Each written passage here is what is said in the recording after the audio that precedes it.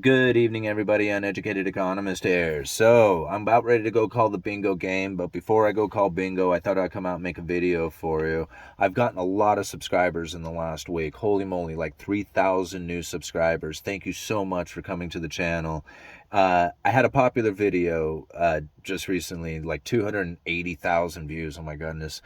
Uh, that I had done on lumber. And if you go down to the comments section of that particular video, there was a lot of people who were talking about how I was wrong about the bug infestation. Now, what I was relating this to, or this video was talking about, was a bug infestation of blue pine mountain beetles that had gone up to the British Columbia area and killed off a huge chunk of their forest.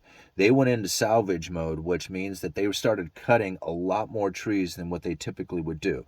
These trees were either going to, fall and rot and die and be useless, or they could at least mill them up and salvage what they could from the dead forests that were up there. Now, this salvage mode, what they had done is raise the quotas and drop the stumpage fees, and this put the input cost going to the mills very low. So the wood coming to them was cheap, and at the same time in 2018, prices were really running up, and they were able to export it at a higher price. So this is really where the mills were doing quite well in 2018, but when that salvage mode came to an end, it was quite devastating. Not only were they paying a high stumpage fees because the low stumpage fees that was during the salvage mode had come to an end, they had adjusted these stumpage fees to the higher prices of 2018 that these mills were getting, but that adjustment up at the same time the future prices had fallen. So even though the stumpage fees were based off of a lumber futures price or what the mills were getting prior to the salvage mode coming to an end, what the mills were actually getting by the time the stumpage was adjusted was much less. So I think they adjust these things like every 6 months or something like that. So that's really what ended up happening, is that they had adjusted the stumpage fees to the higher prices. Once they adjusted those, the prices had fallen. So now the mills were hit with the double whammy of higher stumpage fees and lower prices coming out of the market. And so that's that little situation right there. That's what started shutting down the mills up back in 2019, and then eventually left a depletion of inventory because there wasn't as many mills milling up that lumber. So a lot of people said that. They were like, no, you're wrong. That bug infestation was way earlier than that. You're just making stories up. I'm not. This is right here. I got this one. It's the Forest Practice Board Timber Salvage Harvesting and Fisher Management in the Nazco area. Now, granted, this is just a small region, but it just tells one of the stories of probably what was going on throughout much of the British Columbia area up there. Now, again, this is just a complaint, but listen to what they have to say.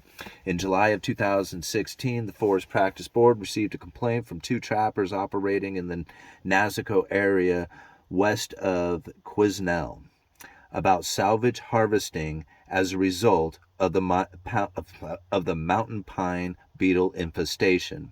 They were concerned that the salvage operations were not being managed to maintain the fisher and wildlife habitats. So this right here was talking back in July of 2016. They were still in salvage mode. This complaint was actually done in October of 2018.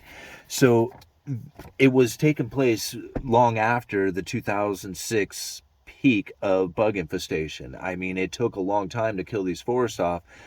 But yes, that is what happened. There was a huge salvage mode that drove up a lot of the inventory coming out of the British Columbia area. At the same time that the salvage mode had come to an end, the stumpage fees were raised, and that's what killed off the mill or shut down a lot of the mills and then onward. So anyway, just wanted to bring up that bit of information. I'll leave a link down in the description for you guys on that. Now, what else I really wanted to talk about is there's another link that I'm going to leave down in the description to a video from another YouTuber who's talking about like UBI. And it's not even really UBI, because we know what UBI is. UBI is Universal Basic Income. This is where they give everybody across the board, no matter who you are, a check for the same amount that you can spend at whatever you want, on whatever you want. Doesn't matter, right? It's just free money for you to do whatever you want. So this is the idea of UBI. Now there is all kinds of cities all over the country right now who are doing experimental testing of UBI, but it's not UBI because UBI would be for everybody. This is just for a select handful of people. Now, granted, some of this is a lottery kind of thing where you can just go and apply and it doesn't matter who you are. You may end up being part of this lottery where they draw your name and you end up being one of the people who get an extra $500 a month to do whatever you want with. So this is kind of the idea that this whole program is going to like be injecting money into the hands of the people who are at the bottom of the rung, right? This is like generally the idea of what they're trying to do. But UBI would be for everybody. So this is segregated, you know, basic income, but they call it like general income or something, general basic income. I forget. They have a name for it. That's not universal because universal would be everybody. So they know they're not giving it to everybody, they're just giving it to a handful. Now, I know from the things that I have studied that this has nothing to do with politics, right? This has nothing to do with the benefiting of the poor. This has nothing to do with banking, like the people who have no access to banking. It doesn't have anything to do with, you know, trying to, you know, lower the inequality or something like that. It doesn't have anything to do with those social political things. None of it, right? What this has to do with is digital currencies and taking interest rates negative, going cashless society. Those are the things that are going to be more important. Watch those as time goes on here and these little programs start hitting city after county, after region, after every state, and then pretty soon everybody has it. You're going to find that it has very little to do with actually benefiting the poor because the poor people are still going to be walking the streets. They're still going to be homeless. They're still going to be hungry. They're still going to be sick. None of that stuff is going to change. All those things are still going to continue just the way they are today. But the difference is that we're not going to have cash in the system. We're going to have track, trace, tax, and no way that you're going to be able to, say, cheat the system, at least I mean, not the ways we understand it today. I'm sure they'll figure out ways to cheat the system. But these are the things that are going to be coming. Now, I've done videos on this long before the whole UBI talk and anybody else explaining this, right? And I'll leave a link down in the description for that video.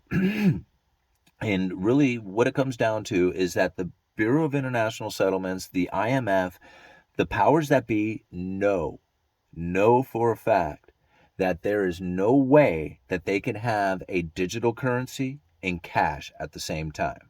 The moment that you try to push a digital currency, everybody will pull cash out. And then if you tell them we're going to go into a negative interest rates, they'll definitely pull the cash out. Like there's no way that they're going to keep their money in a bank account that has a negative interest bearing like account to it. Like you have a negative 1% interest savings account. That doesn't make any sense. So they would definitely pull their money out in cash if you have a negative interest rate or a central bank digital currency. Both those reasons would do it. So the banks know this, right? The IMF understands this. The Bureau of International Settlements understands this. So what they are going to do is they are going to create these two currencies, and then what they are going to do is make it a burden on the cash users. First, they're going to make it a burden to deposit cash, and then they're going to make it a burden to withdraw cash. And so if you go down to the store to try and use cash, they're going to be like, I'm sorry, unless you're using a central bank digital currency, we're going to have to charge you a fee for that because we get charged a fee when we deposit this cash into the bank. So everybody's just going to naturally start floating right over to the central bank digital currency because then you don't have to pay a higher price for it. And since most people look at a central bank digital currency as like a debit card purchase or a credit card purchase or even, you know, using your phone or something, they won't even think about whether or not it's a cash purchase or a central bank digital currency purchase. They're going to just think of it as the exact same thing. Pretty soon people will just be annoyed with cash, won't use it at all. We'll be stuck in a central bank digital currency, and the track, tracing, taxing system, the beast system, whatever you want to call it, will be amongst us. Now, what I have to argue now is the fact that understanding the reasonings that they are going to do this, right? It's so they can take interest rates negative. Really, that's what it is. The Federal Reserve right now does have a bunch of their ammo back. They're going to get it up to the 5%. They may even get a little bit more. Who knows how far they can actually push it. Now, that is their ammo. Typically, they would want to drop interest rates around 5% in order to stimulate the economy. But you have to think, after this dropping of the next time there's like a recession or an issue in which that the Federal Reserve has to try and stimulate the economy by dropping of interest rates, by the lowering of them, what you're going to find is that that is not going to be a very easy task for them to try and get back again. Those interest rates, the Fed funds rates, right? Trying to get those elevated. Right now, they have the awesome environment of inflation for them to go ahead and raise the rates as much as they can possibly do it. Excuse me. In order to try and get that ammo back. But after this recession's over, after the inflation fight is done, all that other stuff, what is it they're going to use for an excuse to try and raise the rates up to this level again? They're not going to really have that idea, right? Or at least that capabilities. However, if they don't need to raise the interest rates but only lower them, and they have a cashless society and a digital currency where you're locked in, then they can just keep right on lowering the interest rates into negative territory as much as they want. They'll have like an endless supply of going to the right of the decimal point. I mean, I'm just saying, I don't know how far they can really go, but we'll figure it out. So anyhow, when it comes to like trying to like figure out what it is that these banks are up to, ends up getting so misunderstood. Right? It gets so misunderstood because it gets looked at through a political lens. And that's exactly the argument this YouTuber is using. Like, to argue this UBI or this whatever, general income or whatever they want to call it, right, is that it immediately goes to this left-right argument about whether or not it's Democratic or Republican or conservative or liberal, policy or something like that. And I'm thinking it doesn't have anything to do with that. Don't fall into this argument, because what they are going to do is left-right fight it until they pass this thing, and then we're all going to be locked into it. So even the idea of just arguing about it on this left-right side is going to cause it to take place. Right? This is the exact problem of it. It's not a left-right argument, although it's going to be used as that in order to make it happen. Okay? Think about this. This is one of the reasons why I just don't get into politics. Right? So, okay. Let me see if I can find an example. Okay, actually, the Obamacare. I brought this up many times. Think about when we had universal health care, this whole like Obamacare thing. Remember what the Republicans were saying back before it was passed. They were saying that it's going to totally destroy the economy, the nation, whatever. It's just never going to make it. It's going to, it's going to destroy everything, right? I mean, they talked about the end of the world scenarios because of this healthcare thing passing, right? And Democrats just like pointed at, Republicans to say that you just want old people to die, right? That's really what they want. Republicans want old people to die. That's what they were saying. I remember this rhetoric, and I'm like pulling my hair out going, guys, you guys are crazy. What happens, right? This thing passes. Soon as it passes, what do the Republicans do? Oh, we need to repeal and not get rid of, not repeal it and get rid of it, replace it. Now we like it. Now it's a good deal, right? Now we have something that we can use, something we got as leverage, something we can play around with. We didn't like it before. It was going to destroy the entire world, remember? But now it's cool because we got it. Now we can like say, hey, man, we don't like what you got, but we like what we can do with it. See, before we didn't want it at all because it was going to destroy the world, but now that it's here, let's play with this thing, all right? Same thing. Don't fall for this stuff.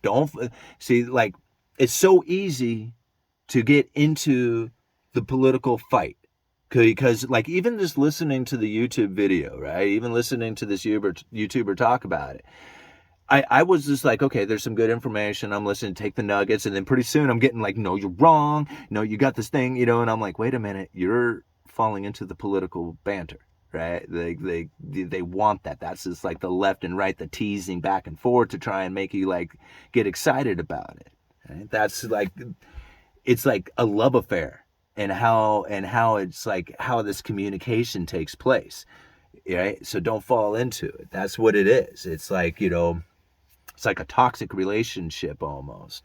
And it's created when this takes place. It's like triggering little comments that are in there saying that, you just want people to die and you don't want anybody to be helped. And you just like, you're a narcissist or, you're just poor and stupid or, it just, all these things just start spilling around and everybody gets all upset about it. And then if you just step back and look about it and you just say, hey, set that aside for just a second, right? Just set all that crap that you all are talking about And think about it from a banking side. What are they really trying to do here? They're trying to go into a cashless society and go with the central bank digital currency. Meanwhile, you're all over here in a political fight trying to figure out who is right, or who is smarter, or who is stupid, or who is poor, or who is rich, or who needs to be taken from, or who should work harder, right? All that stuff doesn't matter. The banks are over there going, yeah, we're getting this thing done, man. Look at them fight over it. They're going to totally do this.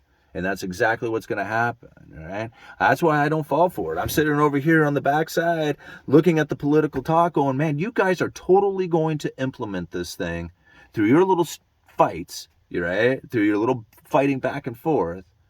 While I'm sitting over here going, this is a banking issue that they're trying to figure out a way that they can go cashless society and have a central bank digital currency that controls the entire system. Meanwhile, you're over here politically fighting over who's right or wrong, or how much, we should give or how much we should take from people.